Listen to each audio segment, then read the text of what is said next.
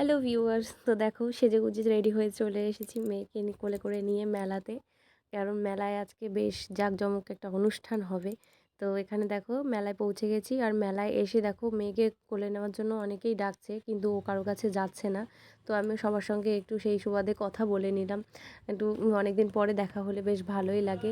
আর গতকাল যে দোকানপাটগুলো তোমাদেরকে দেখাচ্ছিলাম যে মেলার মাঠে বন্ধ ছিল, সেসব দোকানগুলো সব খুলেছে আজকে। তো দেখো মেলাতে মনে হচ্ছে আজকে প্রচুর ভিড় হবে। অনেক খাবারের দোকান বসেছে, আর আমাকে সেজে কেমন লাগছে তোমরা কিন্তু অবশ্যই কমেন্টে জানাবে। চ্যানেলটাকে সাবস্ক্রাইব করবে, লাইক করবে, শেয়ার করবে, কেন কি তোমাদের সাপোর্ট পেলেই তো আমি এগোতে পারবো। আর এদিকে মেলায় এসেছি, খাবার না খেলে হয় বলো। তো কিনে নিয়েছিলাম একটা এগরোল।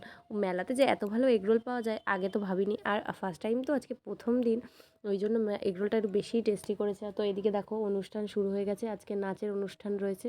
তো ওখানে নাচের অনুষ্ঠান হচ্ছে, আর এদিকে দেখো বেশ আস্তে আস্তে ভিড় জমছে মেলাতে। অনেক লোকজন আসে, এখানে বসেছে মোমোর দোকান, অনেক কিছুই বসেছে। তো তার মধ্যে আমি বেছে বেছে চলে এসেছি ফুচকার দোকানে, কেন কি ফুচকা খেতে আমার খুবই ভালো লাগে। যদিও আমার বাবার বাড়িতে ফুচকা ফ্রিতেই থাকে, সব সময় পাওয়া যায়, কিন্তু তবুও মেলাতে এসে আর ফুচকা না খেলে হয় বলো।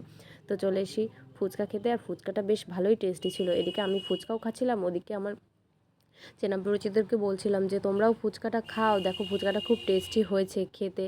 তো এদিকে ফুচকা টুচকা খাওয়া হয়ে গেছে। তো এবার আমি মেয়েকে নিয়ে চলে যাব বাড়িতে, কেন কি ঠান্ডা পড়ছে আস্তে আস্তে, ওকে বেশিক্ষণ বাইরে রাখা যাবে না। তো চলে আসি আমরা, আর আস্তে আস্তে আমি মেয়েকে বলছি কি মাম্মা আমাকে একটু আদর করে দাও, তো আমাকে একটু পেয়ার করে দিচ্ছিল। তো এদিকে দেখো মা মেয়ে দুজনে মেলা ঘুরে চলে এলাম। তো বাই বাই, টাটা।